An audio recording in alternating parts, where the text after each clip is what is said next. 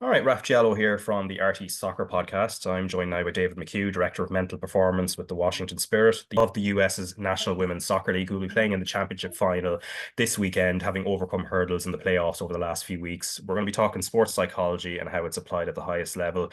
David, thanks a mil for joining us. I think as we were talking about on air, it's bright where you are, and we're kind of in the depths of winter, sort of being harassed by snow at the moment. Yeah, yeah. I was getting messages from home today with all of the snow and pictures of the snow, but actually very nice weather here today for us, and good lead into the championship this weekend. Yeah, and as I said, we're going to be talking sports psychology because that's your area of expertise as well as on the coaching side. But for just to give people a bit of an idea of where you've come from, obviously people work out from the accent. You're from right over here. You're from Athlone originally, and then you've kind of worked in some different parts of the country as well. Yeah, so from Athlone originally, grew up in Athlone. Parents are from Leitrim. I know you're from Leitrim yourself. So, Yeah. would have grown up playing football in Athlone. Played a bit with Athlone Town underage. Then would have went to study in Galway, University of Galway, and then decided to specialise in sports psychology. So, would have went to Liverpool to study my masters. Came back and I was working a little bit with Tipperary GA in terms of doing some performance analysis with the senior hurling team.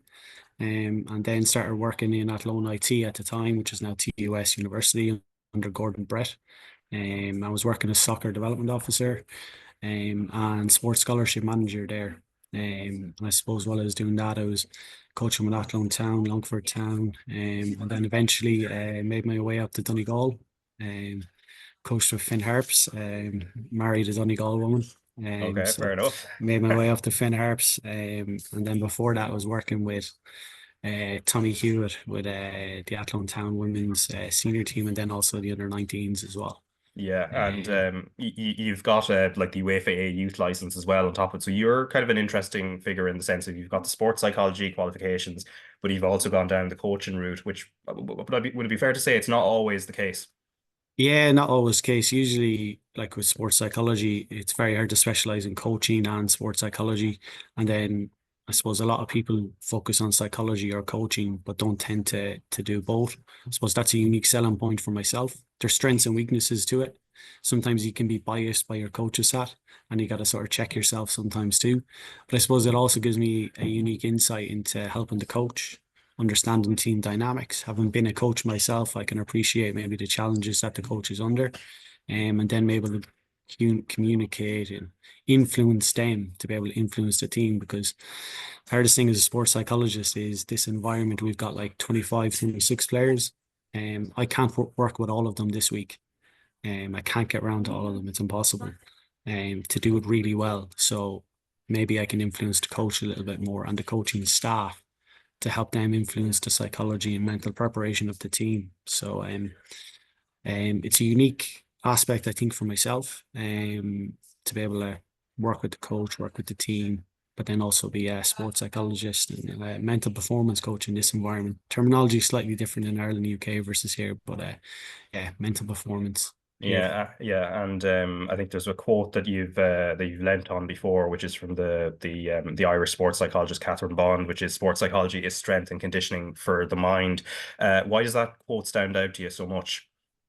In terms of that quote in particular, I like something that I've introduced here is called like mind gyms. Um, because mental performance is very big in the United States. Take United States sport in general, it's very big, and like going to the gym is big here, like being conditioned and physically ready. So language is important, and they already do strength and conditioning. So using that language can help them buy into mental performance. And then if I'm saying it's a mind gym, well, you're going to the gym for your body. Well, we've got mind gyms here for your mind too, to be able to look after that side as well. Because sometimes when we use the term psychology, there can be a barrier there. So I just try and focus on maybe changing the language to increase engagement with the service that I provide to the players and staff here as well. Yeah, and there's five principles and there are five C's as well. Can you just maybe talk us through what those are in terms of the remit within sports psychology? Yeah, I think the 5 C's I think is an easy framework for coaches, players to understand. But the big thing for me is going back to your question around coaching and sports psychology. It's a way of integrating within the coaching process for me. So the 5 C's are concentration, commitment, control, confidence, and concentration. I sometimes change the confidence one to courage instead. And the reason why I do that is, let's say any players competing at the highest level, they all want to be confident. They all want to be confident going to play this weekend. But the reality is there's going to be a little bit of doubt, and that doubt can help them perform. But with confidence, the quickest way to improve a player's confidence is for them to actually play at a lower level. So I could say to some of our players here, why don't you go play with the under 18s? Why wouldn't you go play with the under 17s? They'll always say, well, I'll be more confident. If I play against the under 18s, I'm going to be more confident. Um, but with that, they'll always say they don't want to do that. And the reason they don't want to do that is because they won't be challenged. So instead of chasing confidence, we'll chase the courage to go after that challenge. And that's the challenge this weekend. Do we have the courage to go after a performance this weekend? And that's the challenge every weekend. So I sort of changed that confidence one to courage because I think at the highest levels, you have to be able to push through a little bit of self-doubt and doubt about the outcome as well. So within that framework, like I'm sure you've heard about like physical performance. There's a periodized plan. There's different days of the week. There's re-entry, there's intensive, there's extensive, there might be a technical recovery, and then there's match day -1. So with that, with the 5 C's, we can take the 5 C's and then try and match them up with different physical teams for the day. So let's say the day before a game, well, we might focus on confidence or courage, that feeling the day before a game. And maybe on an extensive day when you're doing 11v11, you might focus on emotional control. One team is 1-0 down, one team is 1-0 up. Now both teams have a challenge to try and overcome. So we work emotional control that day. And then maybe in an intensive day, maybe when it's 1v1, 2v2, smaller spaces, and you might focus on concentration because you're maybe giving the ball away more and making more mistakes. And then the day you might come back in, it could be working on communication. Some players can talk, some players can't. And we then use our language that's linked with our game model at different points throughout the week. So you can be very creative with the model. And based on our analysis of the last game or analysis of the next game, we can look at the 5 C's and then emphasize different aspects of it and then implement it within the training session as well. So Yeah. the players are working on mental skills, but the coaches are delivering and they're growing in that area subliminally in a way. Yeah, because it's kind of an interesting thing. I think when people think of sports psychology, they're thinking, and psychology in general, it's sitting in a room somewhere, whereas Yeah. this is not detached at all. It's very much integrated into the physical and the physical and I suppose the strength and conditioning side of it as well. It is a pillar, but they don't realize they're necessarily doing it. Yeah, exactly. Um, they're growing in the area, but it's probably being driven by other people and not by me. Yeah, and it's the important thing as well. It's not one size fits all because given the on let's say soccer, you have the goalkeeper, you have strikers, and Yeah. they have different requirements as well. Yeah, and that's a challenge. So there's the on-pitch side, but then there's the off-pitch side. So there's an element of one-on-ones. So I will meet players regularly for one-on-ones, and we'll make that as individualized as we can. So they'll have their own individualized mental performance and mental health plans. But then we'll also have group workshops and like unit meetings, like goalkeepers, defenders, midfielders, attackers, fullbacks versus wingers. And we'll look at different aspects of the 5 C's and try and make it very position specific and get player engagement and try and develop our own model for how we're going to work on this and develop this over the next couple of weeks. So there's like the individual work, there's the group work, there's the unit work. We then deliver stuff with the team, and then I'm trying to influence, I suppose, everybody in the organization in some way to make sure that they're as prepared as possible to do their role as well. Yeah, and let's take maybe one aspect, like a concrete example, like pressing, which is, of course, something that's always been Yeah, in the game, but is very yeah, much in the lexicon with us journalists and analysts as well. It's spoken about a lot more. There is an aspect where sports psychology can sort of help, especially with reaction time, where we think about it maybe in a physical sense, but there is yeah. a mental approach to it as well. Yeah, yeah, and the way of breaking that down is, I mean, pressing is the prime example, particularly that transition from winning the ball or for having the ball to losing it, the transition to defend. So there's like a model that I use in Deffer's model. There's four channels of concentration, and you're in one at any point in time. So you're either internal or external focus. So focus on yourself or what's going on around you. It's either very specific or broad. So let's say if you have just given the ball away, and let's say you're an attacker and you've just given the ball away, you've, let's say, focused on narrow external hitting the target, but you haven't hit the target. Now you got to switch to broad, taking in lots of information, and then external. So where's the space that you need to close down? And by breaking this down and going through it in video with players, they can better understand where their attention was and where it should or could have been and where it can be the next time. Yeah. So it's about taking these models and then going position specific, moment specific. What does it look like? What does it feel like? Let's have a discussion around it and let's try and work on it. And if we can develop a language around it, well, then players will better understand it themselves and be able to do it themselves too. Yeah, you've mentioned the mental health side of it, and also I think sort of like the negative self-talk thing, which kind of Yeah. sort of is almost related to the whole idea of CBT or cognitive behavioral therapy. And Yeah. with the mental health side, there, my sense of it is you're trying to almost create a more rounded individual that actually then it's not just about being a sports person, that there's an Yeah. element of create a rounded individual that has a benefit then when it comes to being a sports person. Would that be sort of fair enough? Yeah, like it's the person behind the player.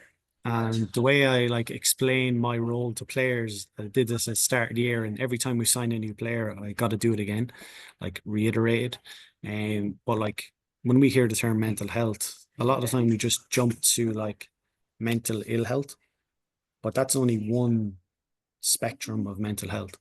Mental health is a broad spectrum, and you can think of it like a continuum. On the left, you've got mental ill health, and that might be 10 to 15% of the population. Then you might have another 10 to 15 that are languishing. They're on the border of having maybe a mental health disorder. And then the majority of people have mental wellness. And then on the right of the continuum, you've got people who are flourishing. So my role as the performance coach, sports psychology, is to try and give people the resources to move to the right and get them to flourishing. And the way I explain it to players is mental health is, and there's demands in all of us every day. And as a sports person, your demands are probably higher every day with the pressure involved in sports and contracts and trying to win games. It's probably higher than the general population. So we need to develop your resources, one, to be able to cope, but two, to be able to flourish. And that's what my role is here. Can we help people develop more resources to cope with the demands of everyday life and hopefully flourish in the process? And that goes back to your point around person. And it's not just the athlete, it's what's going on away from here. Players moving state, moving country, language, like learning English if you're international. Are you still connected with your family? When are you going to see your family? How are you going to spend the off season? They're all important things for me to consider and also get the players to consider because maybe other people in the environment mightn't ask those questions. Yeah, and let's take another example, maybe like a striker where maybe composure has been a bit of an issue, and maybe that falls into the area of sort of negative self-talk. Yeah. What's a tool that you would use to maybe even a shift in language that might help them in terms of alleviating that? Yeah, that's an interesting one. So one of the key things, and it links very much with CBT. Or I work from a framework called ACT, Acceptance Commitment Therapy. It links with CBT. And there's a difference between having a thought and buying into a thought. So let's say um, I missed the last shot, uh, but I'm low on confidence. So you missed the last shot, but you're low on confidence. Um, And the but creates like a rule. You can't have both. Whereas I missed the last shot and I'm low in confidence. It creates less of a dichotomy that you can't have both. You can be low in confidence and you can possibly still score the next shot. So key thing I'd focus on is language and changing that word from but to and a lot of the time when people have barriers, they have the word but, and that's stopping them from doing something. And it's trying to get them to catch that, and change it to more, change a relationship with the thoughts that they're having. And it's trying to integrate mindfulness a lot into my work. And it's about observing your thoughts, letting them come and go and not having to buy into them all the time. And we'll integrate that practice into our one-on-one work, but we'll also do group sessions at times on that as well. So it's embedded and developed as a skill that, yeah, just because we have a thought doesn't mean it's true. So it becomes automatic, more automatic on the pitch. Yeah, and of course you're applying this in a real world situation with the Washington Spirit. When did you take on the job, and I suppose, how did the position open up? So opened up through a connection through LinkedIn. So Dawn Scott, she obviously came on board with Washington Spirit in, I think, at the end of 2022, started advertising for roles. We connected, did a number of interviews, and then I came on board as a consultant for 2023. And then this season, I've been full-time embedded with the team as the director of mental performance. So I've been here full-time since January, and then, as I said, worked as a consultant from, I think I started last May with the team, Yeah. and then full-time this year. Yeah, and then looking at where they were at in 2023, when you're, I suppose, a little bit more distant from it. So they missed the playoffs and there's a 36% win percentage. Is there a case of, like, so you're watching it a little bit from afar? What are you sort of observing at that stage, and and are you already sort of putting together a sort of an idea of tools that you can integrate into the coaching setup then? Yeah, yeah. So last year, as I said, working as a consultant role very much focused on working individually with players and obviously not in the environment every day. So not being able to embed and influence as much as I can this year.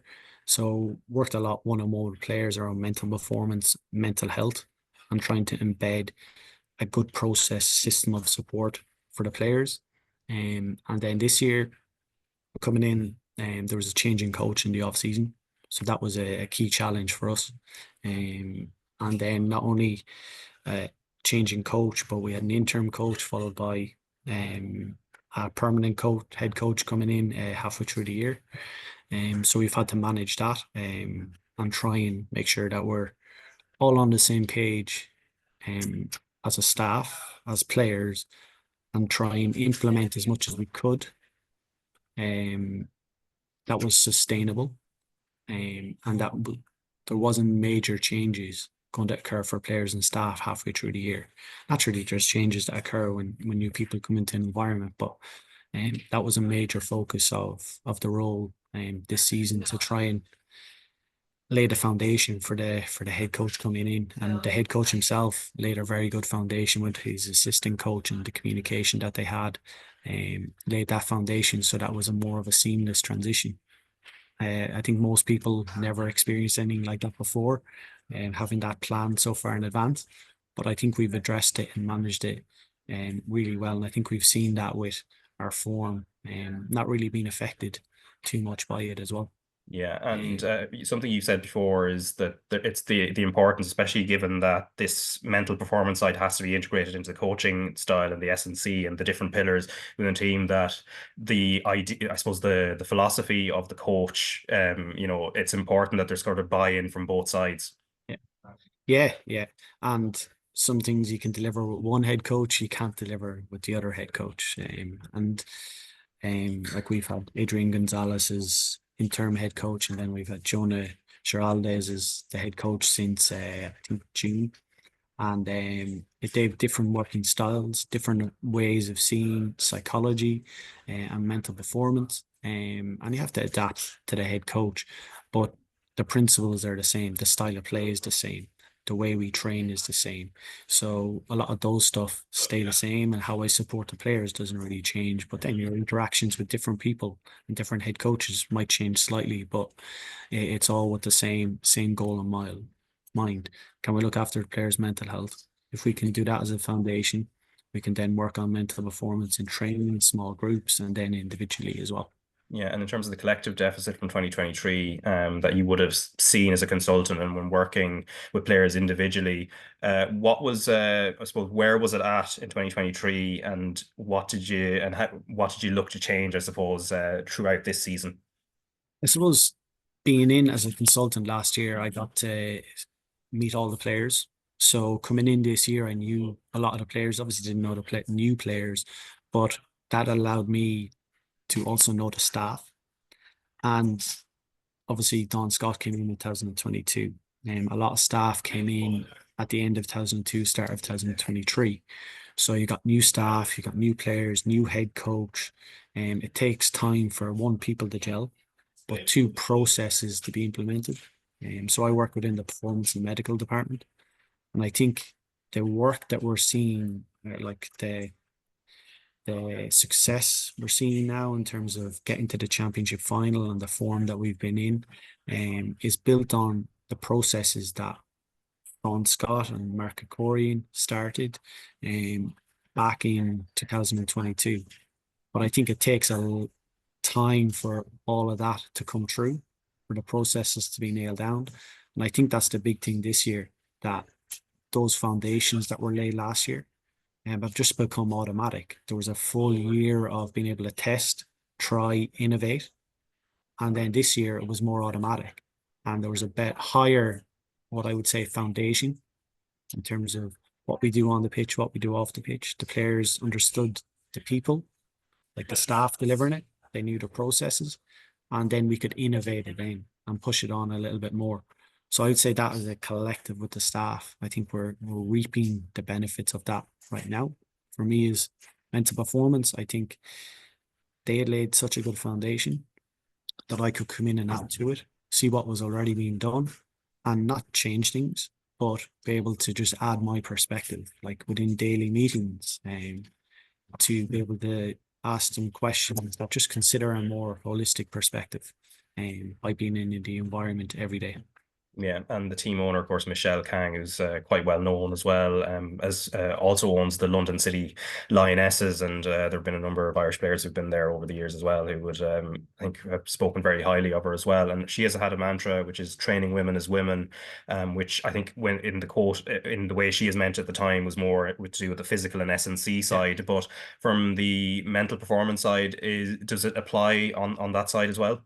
It does, yeah, yeah. It applies in every way. So we have Don Scott obviously leading that vision in terms of delivery, but then we've got Kirsty Hicks, who is director of performance and innovation, and she focuses a lot on female health. And then for me, in terms of mental performance, like a couple of things I was asked when I came in was around, like, what are the considerations around supporting female athletes? And a couple of things that I've observed working with in the men's game and working in the women's game is the importance of team dynamics. I think is really important. And I've spoken to players here in this environment, and they've said that having a good working environment, people getting on with each other, people feeling welcome, wanting to come to work every day and try and improve, is really important for them. So we've placed a big focus on team dynamics, team culture, as me as a mental performance, but all of the staff.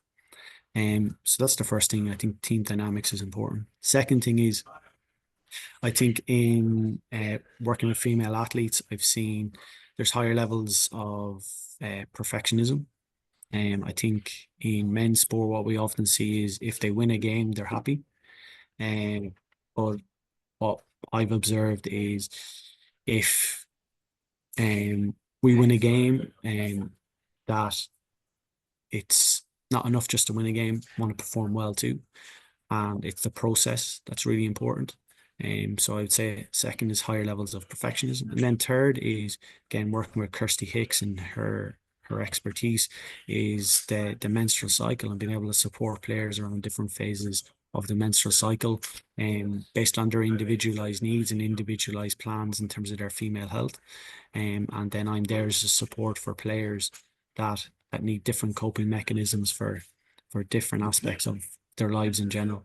Yeah, and from the benchmarking point of view, in terms of working out where how the mental performance work is helping the team. So results, and at least as you think, as you've outlined, and the fact that you're in a championship final, I think is evidence of that.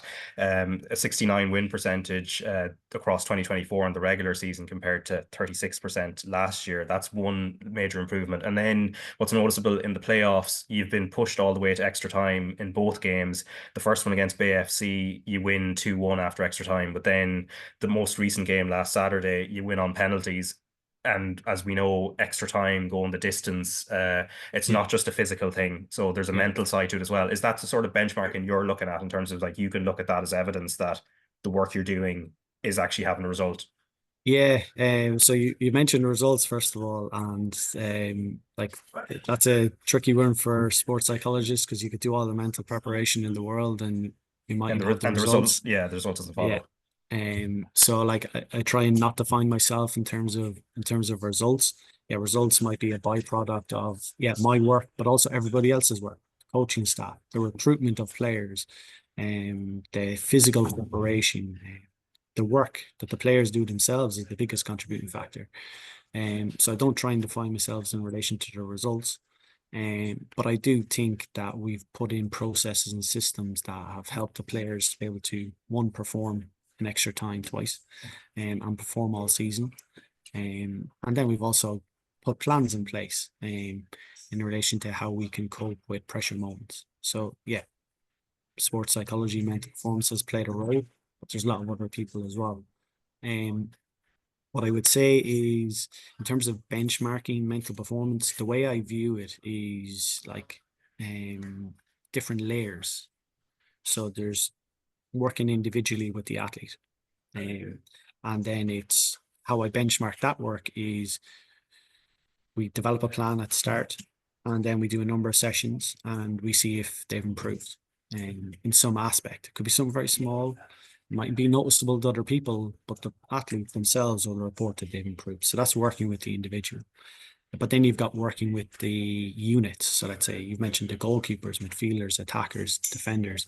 How do we want to behave in certain moments of the game? And how do we want to react to certain moments we know will happen? Like you're going to be ahead, going to be behind, and you're going to be drawing. We know these three moments of the game are going to happen. We don't know what score it'll be, but we know those three moments will happen. So we can have a plan for it and we can benchmark our behaviors that we want in those moments.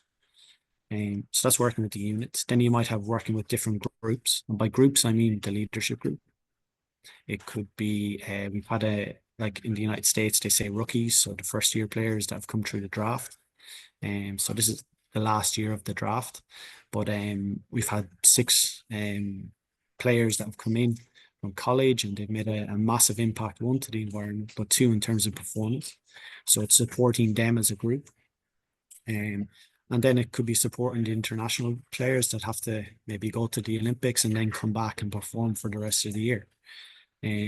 So that's looking at the groups, and then we'll benchmark certain things that we've discussed in those meetings to try and work on them. And then we're looking at the team. We did a lot of work at the start of the year on team dynamics, team norms, culture, values that I think we're seeing as the season went on. But I would say that work was done in the first 3 months, and we're seeing the benefits now. Yeah. And then as an organization, I'm working with the staff here daily in every meeting to try and just give the mental performance slant on meetings and perspectives, and how we can prepare the players. So in terms of benchmarking, like I've got a strategy document that breaks each of these down and certain amount of meetings per year, certain outcomes we're trying to achieve. But that's the basis of the plan: individual, unit, group, team, organization, and working at the different layers of that as well at different points. Yeah, and obviously the mental side is going to be hugely important in a championship final week. So what's this week looking like, or at least how it's mapped out? I think for all of the players, all of the staff is keep it as normal as possible and keeping our same processes and systems. But then also it's a final, so it's not the same as a normal week. But I've been speaking with players, and there's players here that have been in championship finals. There's players here that haven't. It might happen once. It might happen multiple times in your career. You don't know. So we also have to enjoy it, and embrace it. So yeah, let's keep things normal, but let's also enjoy this. And then the coaches and they've got some really good experiences. Like Jonah Veralles has been in three Champions League finals, won two. Could be corrected on that, but he's definitely won two. Won a huge number of trophies at Barcelona. I think there's no better person in terms of mental preparation himself, and how he's preparing the team. I think is um, beneficial for the individuals, but also the staff as well. So I think he's got a good idea of what he needs to do this week. Yeah, and in terms of mental performance, sports psychology as a whole, do you feel it's more embraced in the US and there's more openness around it than this side of the Atlantic, or is it quite similar? Yeah, it's an interesting question. I've been asked that a lot. My observation has been just in general. I think therapy in general, not mental performance, like going to therapy is embraced in America more than what I've seen in maybe Ireland, UK.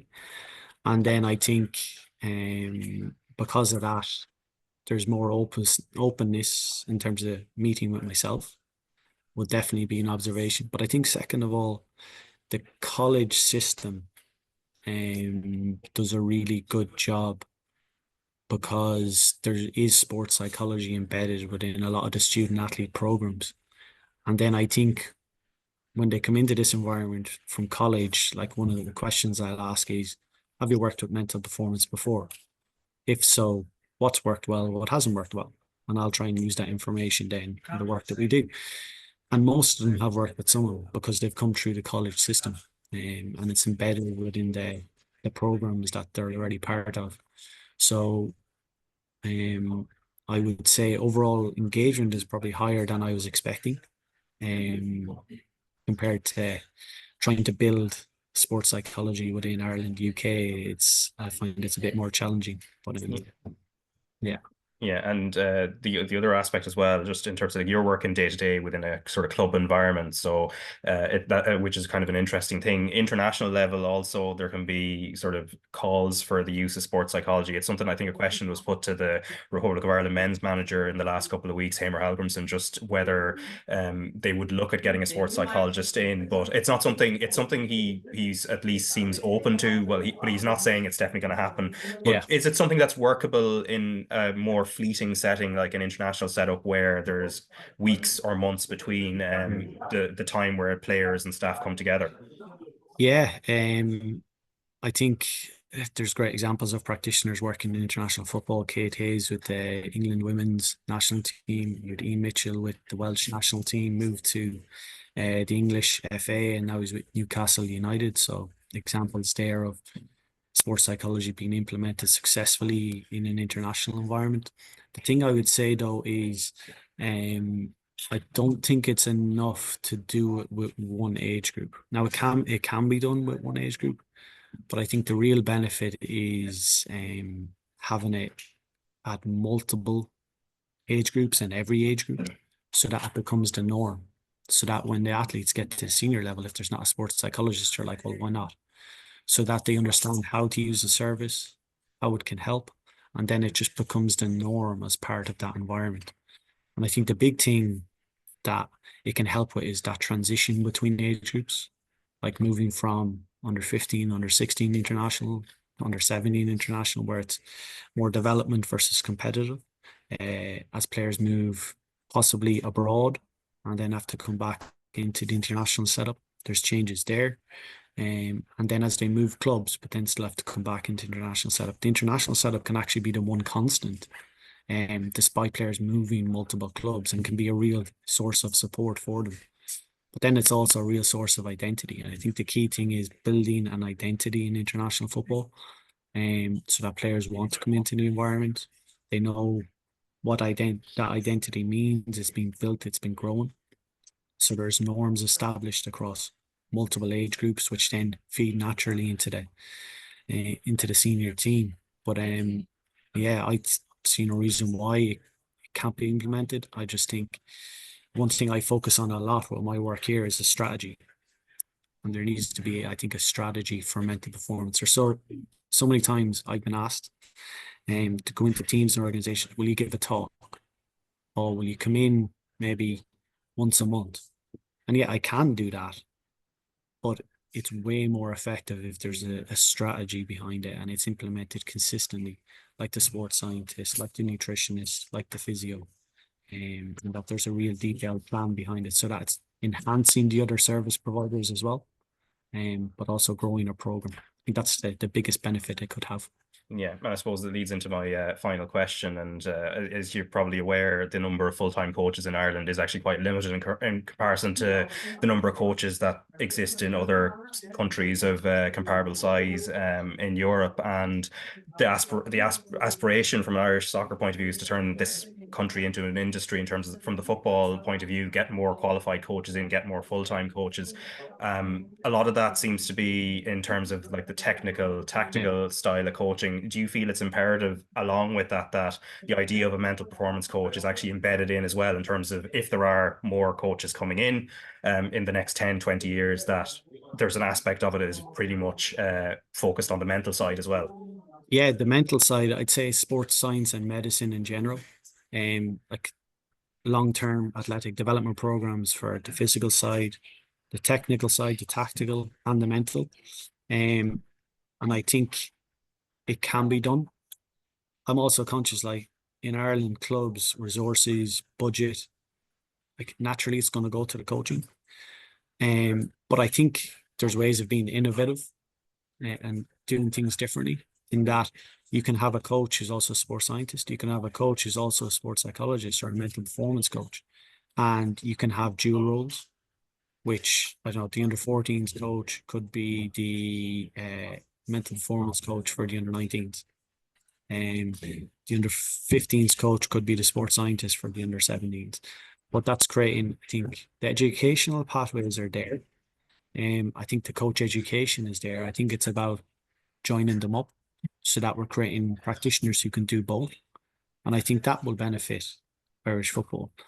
To answer your question, I think if you look at EPPP in the UK, psychology has been in that program since the inception of it. And now psychology is the norm in every academy in the UK. It's part of the, I think, the grading criteria for different tiers. Psychology has been in there from the start. And now you see sports psychologists working at first team because every academy player that's come through is used to working with a sports psychologist. Now, clubs don't advertise it because they're afraid of the perception it might create that they're mentally weak or something. But that's probably the exact opposite of what the players would say in terms of the environment.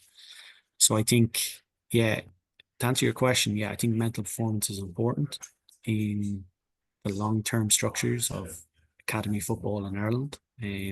But I think sports science in general, sports science and medicine, and having that as part of potential grading criteria or criteria for academies is really important. Okay, well, thanks very much for joining me today, David. I suppose all I can do really is wish you best of luck at the weekend for to yourself and Washington Spirit as well for Saturday's championship final.